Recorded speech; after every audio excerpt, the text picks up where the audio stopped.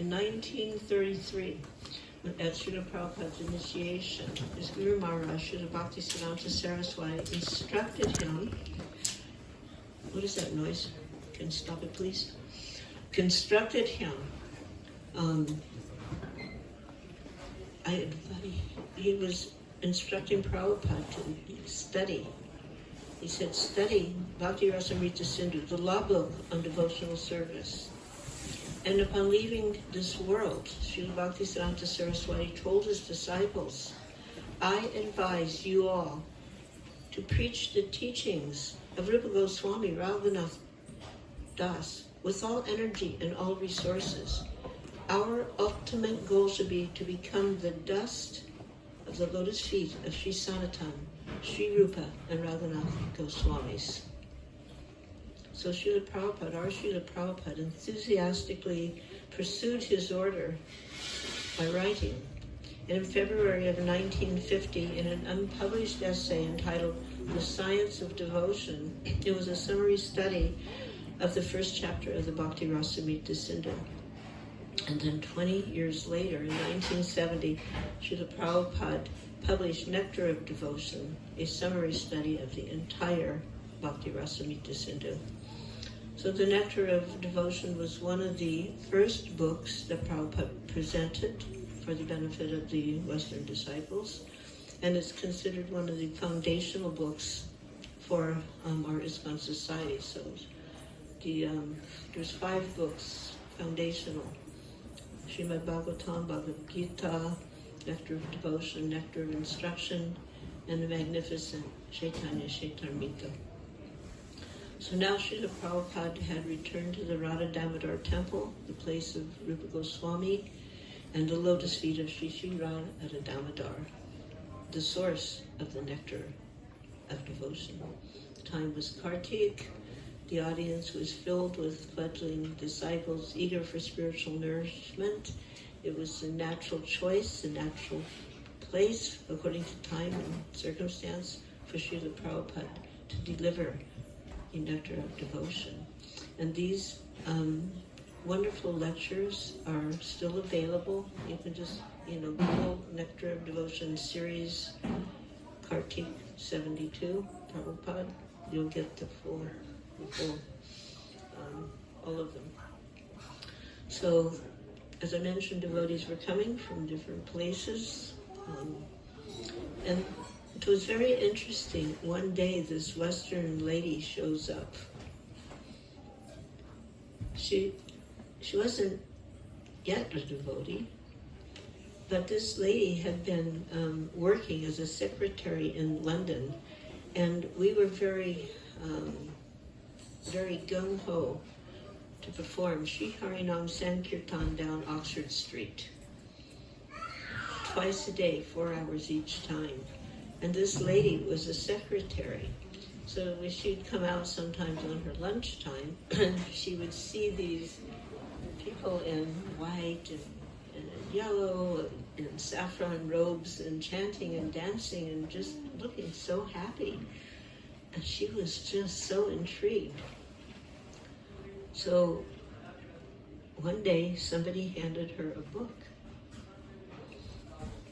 And in that book, and they didn't tell her, hey, there's a temple just down the road. They just gave her the book. She gave a little donation.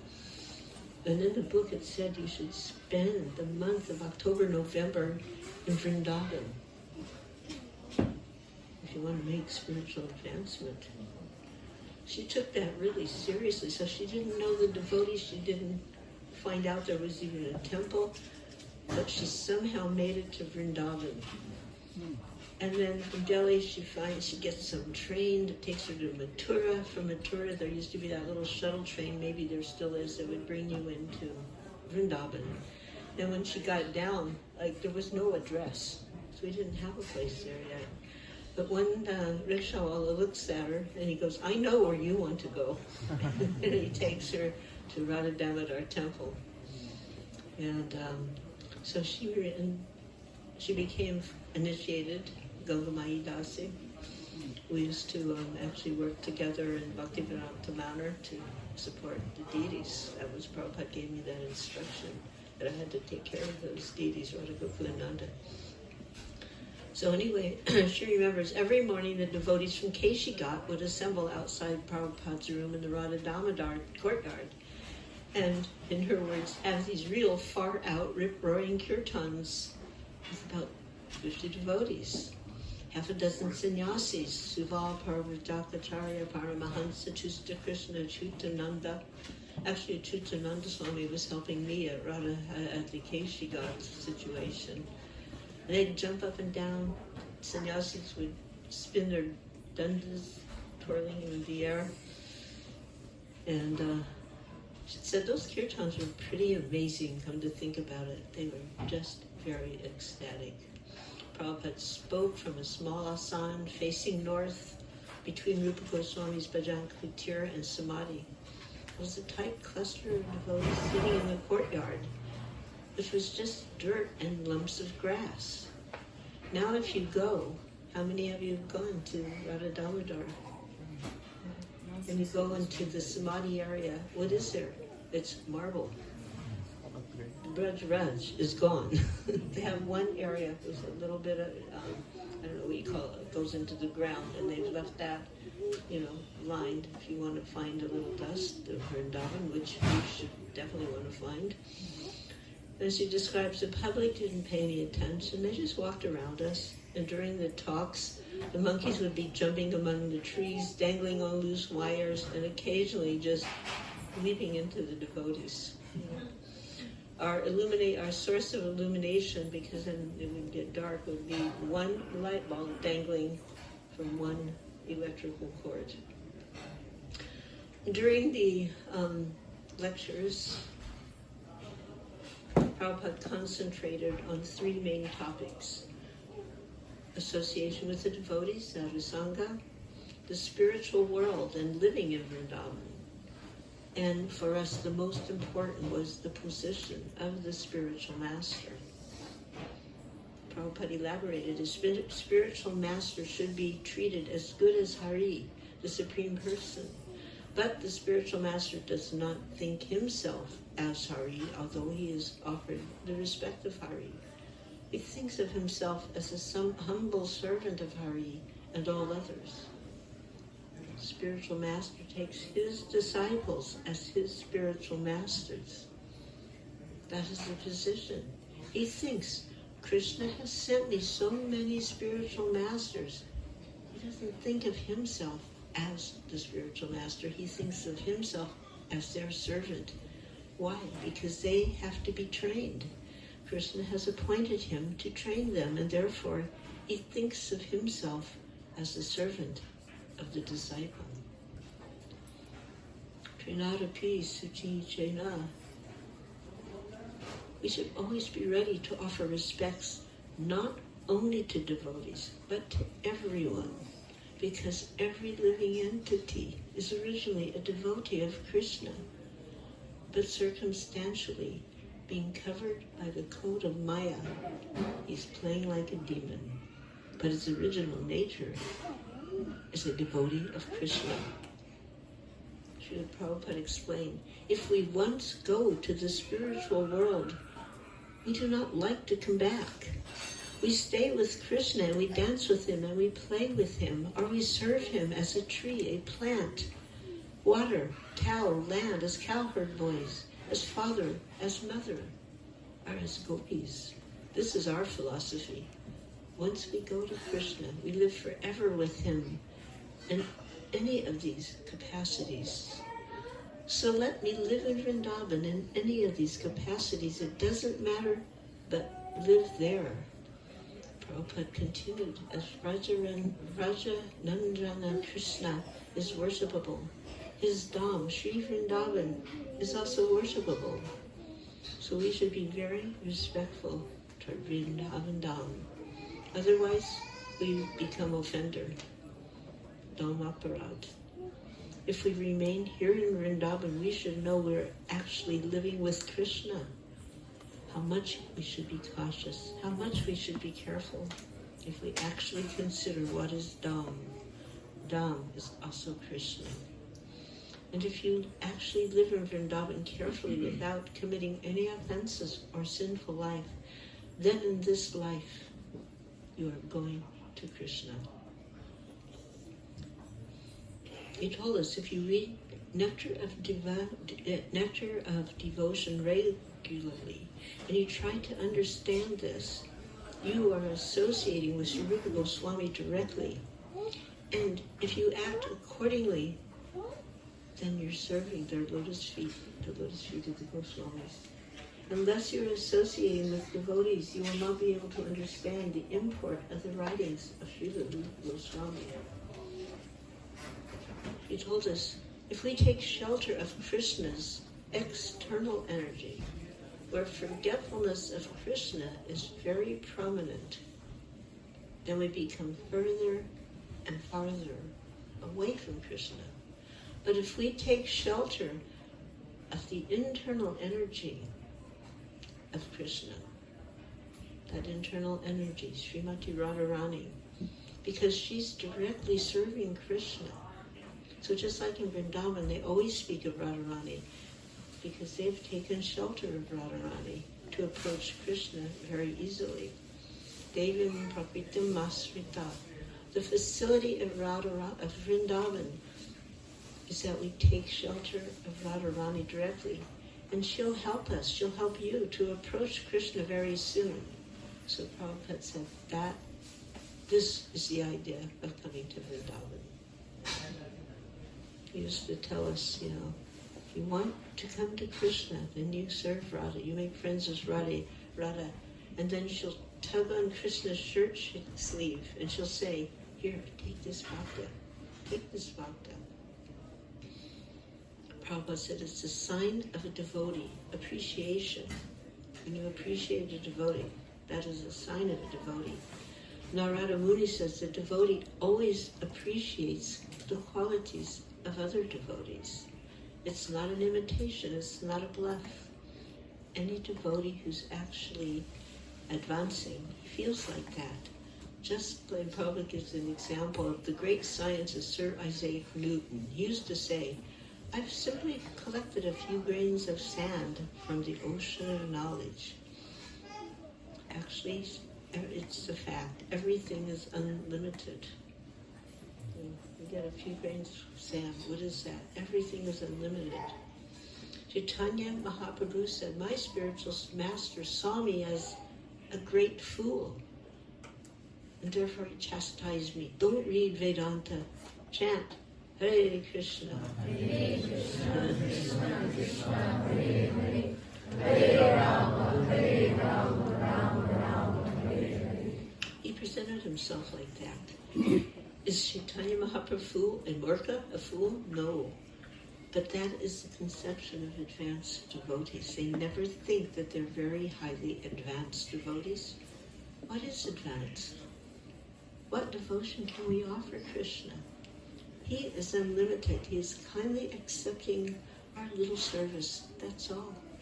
So we should not become proud that we are becoming a great devotee. Prabhupada said, that is first-class fall down. You're thinking, I'm becoming advanced, I'm becoming great devotee. That is first-class fall down. So we had many amusing incidences in one way or another. Vishwambar Goswami came one day. Prabhupada, you're doing a circus in Vrindavan? Srila Prabhupada said, circus? I'm not doing a circus. Vishwambar Goswami replied, yes, you caught many lions and you've thrown them in the Vrindavan market. Many lions are dancing there. Lions are dancing? Goswamiji, you're an advocate, means lawyer. You're an advocate, big scholar, a leading person in Vrindavan, and you're my friend. Why are you saying this? He answered, can we ask that ecstatic child to maybe go upstairs or downstairs? With my own eyes, I have seen 5 of your disciples riding on rickshaws and snatching from the shopkeepers and eating. The shopkeepers are asking me, Goswamiji, you save us. These Englishmen, It was the English boys, it wasn't the Americans. They're snatching our curd, they're snatching our para and our sweets and our fruits, and they just say, Haribo, Hare Krishna. This is very bad. Will you please go to Prabhupada? Prabhupada said, who has done this work? So the 5 errant disciples are brought into his room, and they try to justify themselves. Prabhupada, Lord Krishna has stolen yogurt and butter, so why can't we? We are also following him. Prabhupada, Lord Krishna played flute and performed a rasa lila. You do Maharasa Lila. And he lifted Govardhan Hill. So you lift Govardhan Hill on your little finger. And he danced on a serpent. Can you do that? So when you go outside, first of all, you obey our Vaishnava order, Trinadapi Sunichina Torarapi Sahishana. Always chant Hare Krishna. And when you go on the road and you see the Vaishnavas, you say Hare Krishna and bow your head.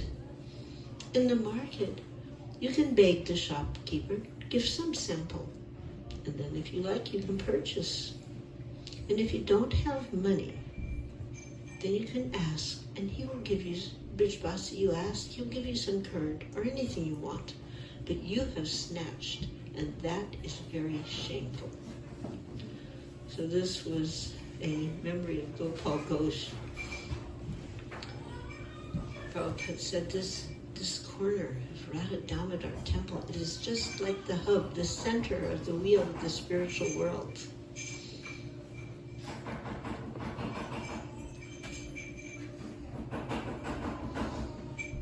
What is going on there? A battle? God.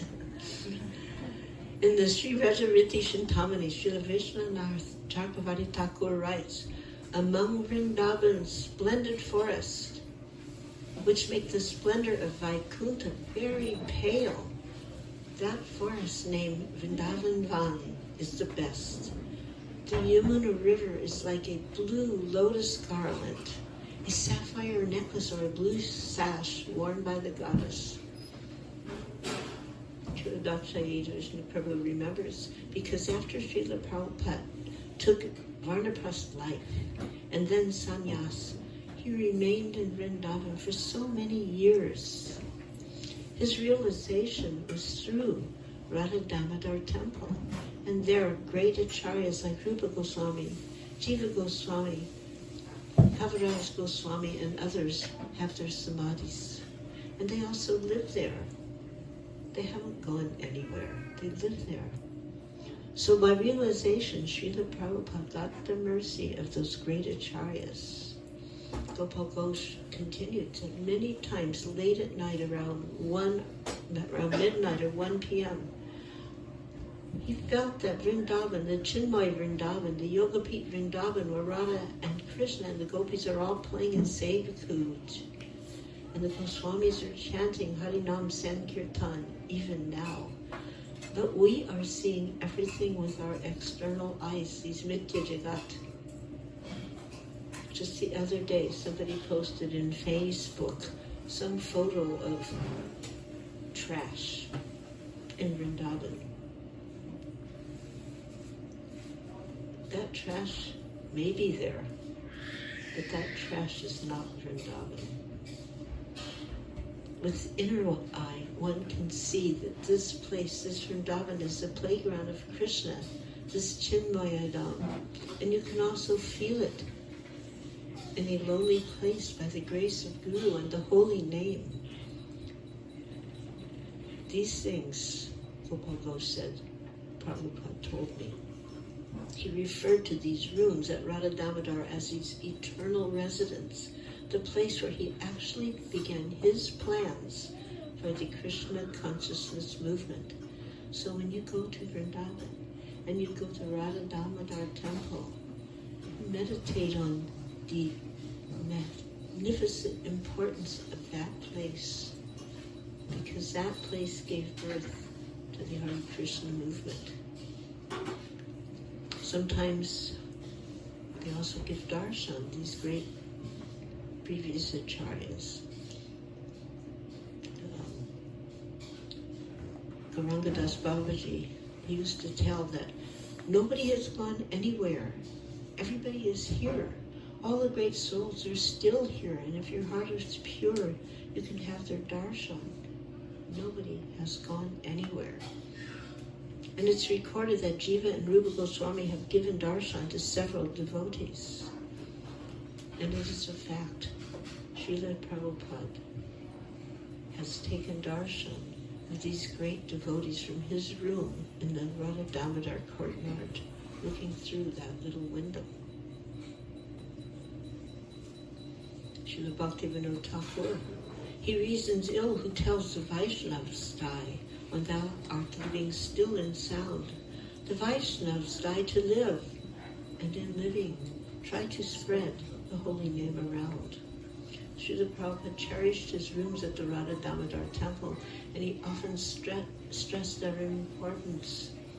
In the beginning of ISKCON, he allowed his disciples to live in his rooms at Radha Damodar temple for two reasons.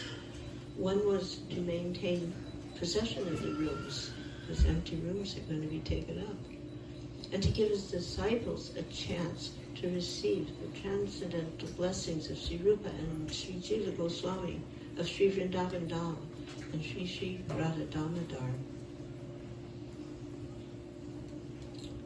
One time, Gopal Ghosh was hearing some loud voices late in the night when everything else was closed down, coming from that courtyard of Radha Damodar. So he got up on the roof of his mat, which was adjacent, right next to Radha Damodar. And he's looking over the wall, and he sees there in the courtyard our Srila Prabhupada with a jaru, means a broom of twigs tied together, and he was sweeping that courtyard. Who was there to see that? He wasn't making show bottle. And he was calling out, "Hey Rup, hey Sanatan, Jiva Goswami, hey Guru Maharaj, give me your mercy, give me your mercy." And he was sweeping there by himself in the dead of the night. In other words, quite often people are, I call it mercy on demand, MOD, mercy on demand. Give me your mercy, give me your mercy. What is that mercy? How do you get the mercy?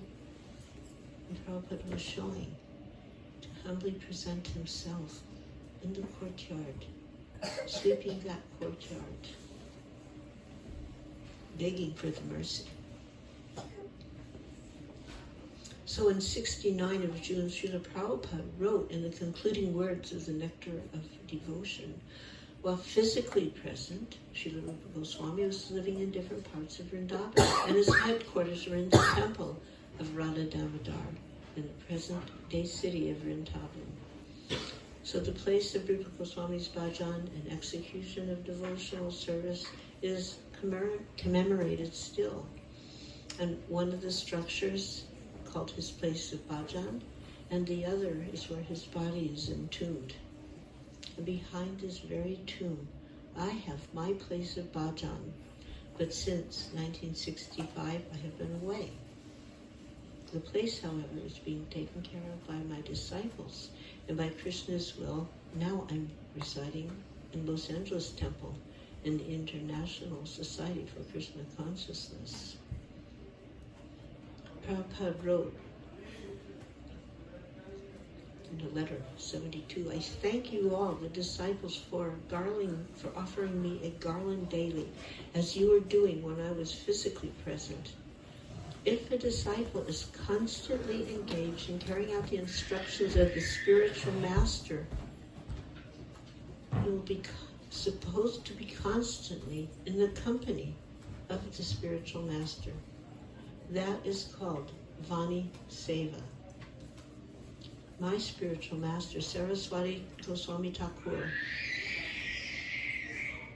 may appear to be physically not present, but still, because I try to serve his instructions, Vani Seva, I never feel separated from him."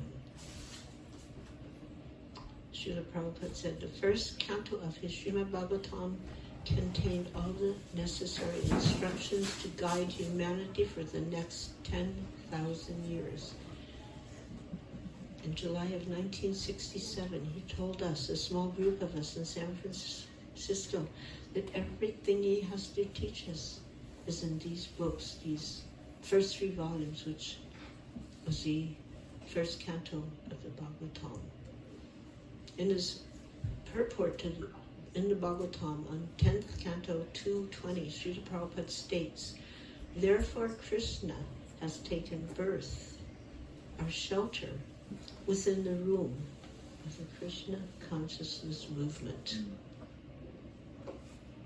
So when I read that, I was thinking, as Lord Krishna has taken birth within the womb of ISKCON, similarly, Srimad Bhagavatam has taken birth within the womb of Srila Prabhupada's Bhajan Kutir at the Radha Damodar temple, because it was here that Srila Prabhupada translated the first canto of the Bhagavatam and projected his purports, designed to penetrate Kali's darkness for the next 100 centuries. Prabhupada's Bhajan Kutir is the Mahagrantha Janmastan, the birthplace of the best of scriptures, Srimad Bhagavatam. So in conclusion, I'll just give a little, it's from a letter written to Jayapataka. I think some of you may know him, Jayapataka's wife. On the 30th of January in 1969, he wrote, "You have asked about the specialness of the month of Kartik. And the answer is, that is a special inducement for persons who are not in Krishna consciousness to perform some devotional service.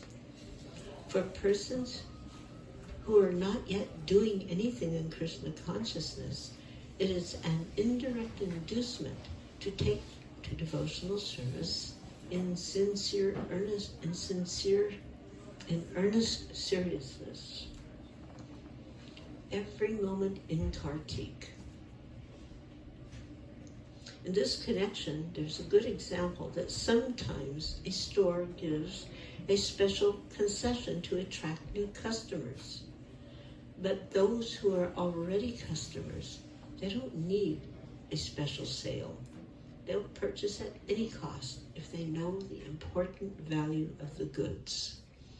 And similarly, those who are pure devotees do not aspire for any concession, and out of spontaneous love try to engage themselves in devotional service 24 hours each day, 365 days every year without any stoppage. This is Kartik. The Gaudiya Vaishnavas, they follow Kartik Vrat, especially to satisfy Srimati Radharani by worshipping her during this month.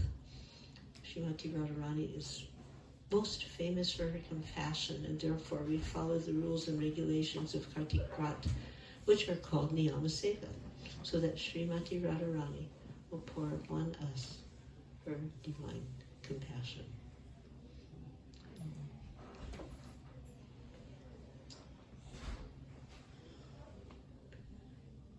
So we are some days into Kartik Vrat, and every day somewhere here in Columbus and the out suburbs, I think there is a Damodar Astakam. Devotees come to the houses and they perform Damodar Astakam. On Friday, I was in one such home in Cincinnati, very large, opulent place. About maybe almost 80 eager people were in attendance. It was just wonderful to have this opportunity to offer the lamps to Radha Damodar. So I think after the Arti that will also be happening here. Yeah. So thank you very much for coming here. So we had a couple of new families came with their little kids, their little babies. So I want to thank you. Thank you very much for being here with us today. It's a wonderful way to begin your Krishna consciousness. and to begin the Krishna consciousness of you children. Hare Krishna.